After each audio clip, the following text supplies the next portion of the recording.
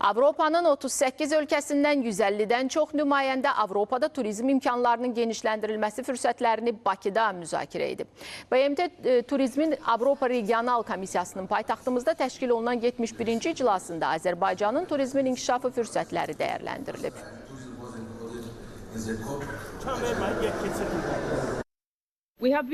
Azerbaijan has a key role in the UN tourism.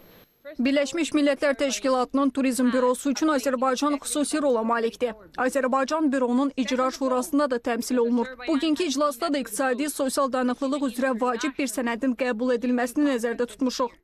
Bu ilin 5 ayının statistikası var. 980 min xarici vətəndaş Azərbaycana gəlib ki, bu ötən illə müqayisə edəndə təxminən 1,5% çoxdur. Bilirsiniz ki, son zamanlar yeni geosiyasi çağırışlar olub deyənə bizim turist bazarlarımızda yenidən müxtəlif yeni çağırışlar var belə deyək. Amma elə istiqamətlər var ki, çox ciddi artım var. Bu həm Körfəz ölkələrindəndir, həm müəyyən Asiya ölkələrindəndir, o cümlədən Mərkəzi Asiya ölkələrindəndir ki, ciddi artım var. 1,3 dəfə hətta elə ölkələr var ki, artım var keçən illə müqayisə edəndə.